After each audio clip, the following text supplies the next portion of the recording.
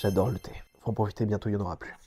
Eh bien moi je m'appelle Anne Jones, j'ai 33 ans et ça fait maintenant 15 ans que je suis dans le cosplay. Je suis trésorier de l'association. Comment je suis rentré dans Once Upon a Show? Eh bien je pense que mes comparses ont dû l'expliquer en long, en large et en travers. Je mettrai juste des mots-clés: Chine, groupe, amis.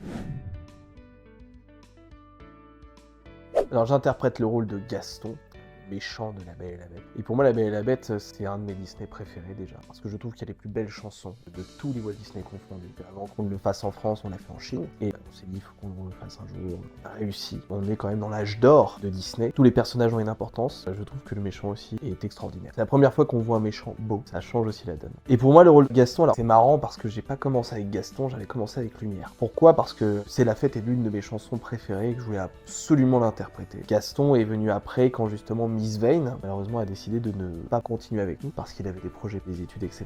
Je me suis dit, tiens, ce serait pas mal que je le reprenne, et Blondie a accepté de reprendre le rôle de Lumière. Pour moi, Gaston a les meilleures chansons de méchants, tout simplement. C'est les plus techniques, les plus difficiles. C'est vraiment une voix intérieure, et je me rappelle que quand je suis rentré en comédie musicale au cours Florent, je m'étais pointé devant Emmanuel Dahl pour rentrer au cours Florent, j'ai chanté Tuons la bête. J'ai bossé. C'est une chanson que j'ai chantée tout le temps, si bien que même les compagnons de Florent m'appelaient Gaston. En théâtre, j'avais en deuxième année une épreuve qui s'appelait Scène libre. Et sur cette scène libre, j'ai réussi à regrouper tous les gens de ma classe pour faire la taverne de Gaston. Que Gaston m'a toujours plus ou moins suivi, on va dire.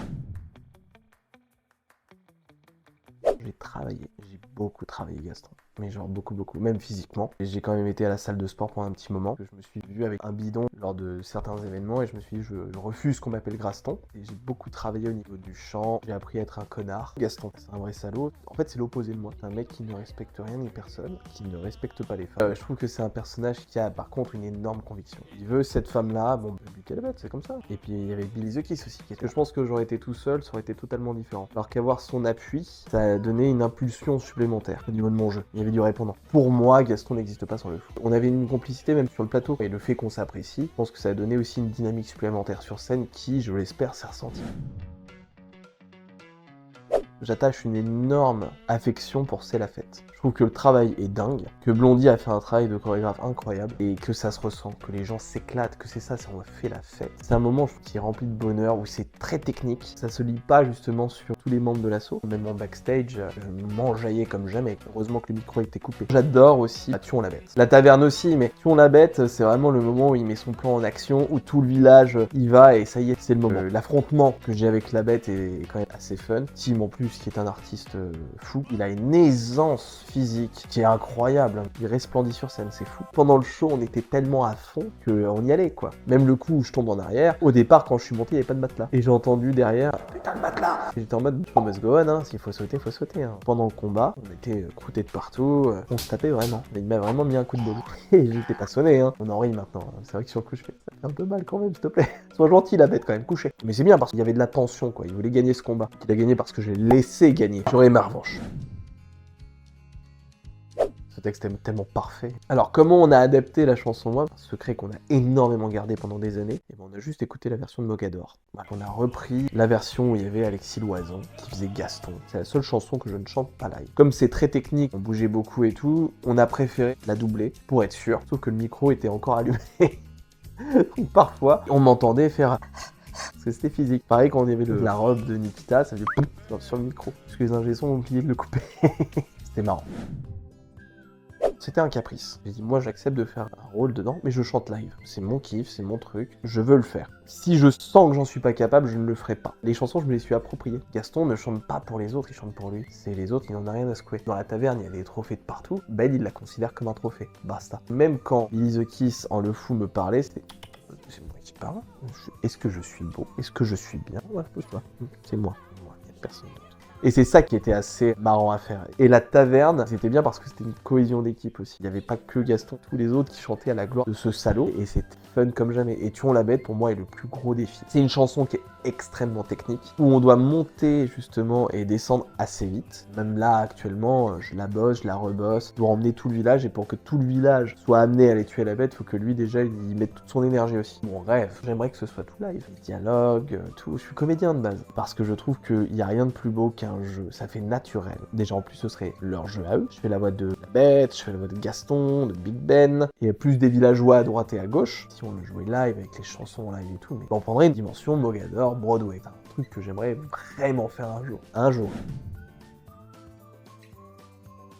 Je pense qu'il n'y a rien de mieux que de s'adapter à son public. Ce sont des francophones. Si jamais tu obliges ton public à dire bah, c'est de l'anglais, débrouille, puis tu lis tes sous-titres, tu profites pas. Les gens qui viennent voir justement un film et qui passent leur temps à lire les sous-titres, je trouve qu'ils perdent quelque chose. Ils regardent plus l'image, ils regardent plus la beauté justement les visuels, ce qu'a voulu faire le réalisateur et toutes les équipes techniques autour. Ils se sont juste accrochés à l'histoire sur des sous-titres. Et je trouve que c'est dommage. On perd en quelque chose. Et puis pareil, quand on demande ah t'as vu ou à ce moment-là j'ai fait ça et tout. Pardon, j'ai pas vu, je lisais mes sous-titres. Par contre, si jamais on doit refaire le spectacle ailleurs, on l'adaptera en anglais. Là, clairement, c'est des familles, c'est des enfants, souvent jeunes. Pour nous, il était important de le faire en français. Je me suis beaucoup inspiré de Star Wars. Je pense que ça s'est vu. J'ai des moves de Anakin, mon petit frère, qui a pris très cher quand on était jeune. Pardon Alex, je vous raconte ma vie. Hein. J'avais une maison de vacances en plein milieu des bois, il n'y avait rien à foutre. On avait vu des trinques de rideaux, on s'est dit tiens c'est sympa ce qu'elle a acheté maman. C'est devenu des sabres laser. Pour nous c'était très fun et justement c'est lui qui m'a permis de m'exercer. On était un trio de 3 avec Tim, Billy the Kiss et moi à se dire qu'est-ce qu'on fait. À quel moment ça peut être intéressant, est-ce que moi je me relève et je me prends une droite, je prends l'espace justement sur scène. Quand nous... On a fait pour la première fois, je crois que j'avais le calbar jusque là. Je voulais voir si Tim allait garder son sérieux pendant que j'avais le calbar jusqu'ici. Il a eu. Ça l'a pas empêché de me mettre des droites. Ça m'a pas empêché de me balancer par terre. Ce qui est dingue, c'est que je me suis dit, cette chorégraphie, il y a un moment où on va la zapper, on n'a jamais oublié nos pas. Ça revenait tout de suite, automatique. J'attendais pas que le public aime mon personnage, mais plus qu'ils aiment ce qu'ils aient vu. Grâce à des gens qui ne sont pas forcément comédiens de formation, ou qui ne sont pas du milieu artistique, on arrive à tirer un spectacle de cette envergure. Quand je dis les gens, je parle aussi et principalement de ma famille. C'est-à-dire que ma mère est venue, elle s'attendait voir une kermesse. Ma mère est très critique. Ma mère m'a toujours dit, mon fils, tu es beau, mais tu chantes mal. De quoi ? Là, c'est ma mère. Quand j'ai été pris à Florent, en comédie musicale, attention, sur audition, elle m'a dit, mais sur quels critères t'as été pris ? Merci, de rien. Au revoir, messieurs, dames. Bon, quand on a ce genre de mère, c'est bien parce que comme ça, tu te mets un petit coup de fouet. Elle l'a vu et elle m'a dit, je ne m'attendais pas à ça. Et pour Noël, on était avec ma famille et ils ont regardé le spectacle en s'attendant à rien. Puis en disant, bon, allez, ça lui fait plaisir, on va regarder son petit show. Et j'ai vu mon père. Mon père aussi est très critique. Très dur. Ne pas lâcher l'écran des yeux. Et même mon frère et ma soeur ont dit c'était génial et mon grand-père a dit ah mais c'était ton show. Oh j'aurais dû regarder, je me serais pas endormi. Histoire vraie, hein, il s'est endormi devant l'écran. On voit sur les réseaux sociaux l'engouement que ça a et que les gens en redemandent. C'est vrai que ça fait plaisir. J'étais très anxieux, et je suis toujours très anxieux. Je vais citer Louis Jouvet, il était prof de théâtre, et il y a un de ses étudiants qui a dit mais monsieur Jouvet, à chaque fois que vous montez sur scène, vous êtes stressé. Comment ça se fait ? Parce que moi, quand je monte sur scène, je suis pas stressé. Et Louis Jouvet a dit vous inquiétez pas, ça viendra avec le talent. Donc, on était tous il faut pas respirer de la compote, ça fait tousser. Extrêmement stressés avant de monter sur scène. On était tous solidaires les uns derrière les autres, et ça c'était assez important, on se faisait souffler, on respirait. J'avais très peur de rater mon entrée, peur d'avoir envie de faire pipi, parce que ça quand t'es sur scène et que c'est fini, et en plus que tu dois chanter c'est terminé. Et j'avais très peur de pas sortir la note, parce que quand je stresse, ma gorge se serre, et il arrive que justement je rate ma note. J'ai plus stressé que d'habitude. Pourquoi ? Pour la simple et bonne raison, c'est que justement je sais pas. Comme ce spectacle me tenait énormément à cœur, je voulais pas me foirer. Et quand justement on se dit il faut pas que je me foire, cogite, c'est là où tu peux éventuellement te foirer. Et ça a été au final.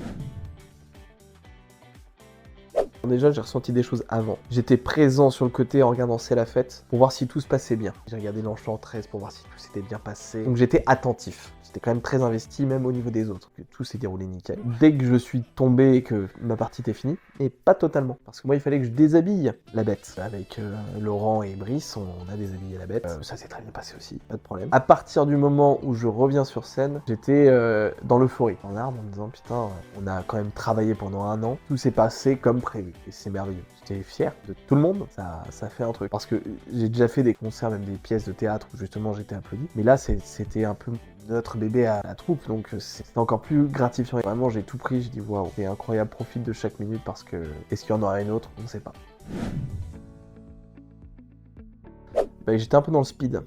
Parce qu'il fallait vraiment que je me change, que je me démaquille, que j'enlève ma perruque pour aller chanter juste après. J'avais dit 15 minutes, donc j'ai eu le temps d'aller voir ma mère, j'ai eu le temps d'aller voir ma belle famille, d'aller voir mes amis, Valentin, Lucille, et mes collègues de travail. Le sous-directeur est venu me voir avec son fils et sa femme, et ça m'a beaucoup touché. Toutes ces personnes qui sont venues, et même des gens aussi qui me suivent, qui disent je pensais pas que t'étais capable de faire ça aussi. Il y en a beaucoup qui voient Ann Jones, le Captain America, mais peu de gens voient Anne Jones, chanteur, comédien. Donc c'est vrai que c'est ultra plaisant, quoi. Et on se dit, bah, faut qu'on continue, faut qu'on y aille encore. J'ai eu très très peu de temps pour prendre des compliments, puisque juste après, bah, je suis remonté et c'était go, concert Disney, quoi.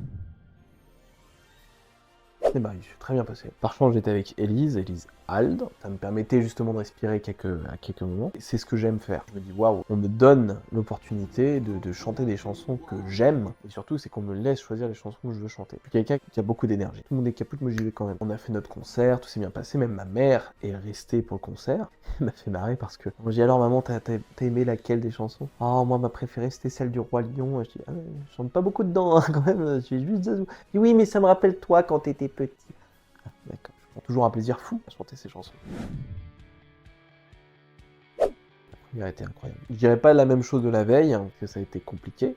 Entre les problèmes du camion, on a eu une panne en plein milieu d'une départementale, on a dû appeler quelqu'un pour nous dépanner jusqu'à une zone, il a fallu qu'on change le camion, qu'on aille chercher le camion sur Paris, dans Paris, qu'on décharge le camion, qu'on le recharge, on a dû passer par le périph', il y avait un match de rugby, une demi-finale ou un truc comme ça où la France jouait. Là j'avoue, je suis sorti du camion, j'ai balancé les clés. Dans cette situation-là, c'est que j'ai eu la chance d'être avec le mari Nikita qui a quand même été là, et surtout c'est que quand on est arrivé, tout le monde a été cheerful, cool. Ils sont venus, ils nous ont dit allez, c'est bien, merci les gars, accolade, etc. Donc ça fait un peu aussi descendre tout l'énervement qu'on a pu accumuler. Et la répétition, ça a été compliqué aussi. On n'était pas forcément satisfait de la répétition, mais on s'est dit bon, si la répète était pas bonne, ça veut dire que la première devrait être bonne. Et ça a pas loupé. Moi, je me suis trouvé dedans. J'aurais pu faire mieux sur certaines choses. Par exemple, on entend à un moment que le micro se coupe sur Tuons la bête. Donc je fais « Avosa !» et partons au combat. J'ai pas compris pourquoi. Alors, comme le public était avec toi, comme tes partenaires de scène étaient avec toi, en fait ça te donne un tremplin. Avec le recul, au début par exemple, j'aurais pu balancer, j'aurais pu dû faire ça, etc. Mais on est toujours très critique avec soi-même. Globalement, je suis satisfait.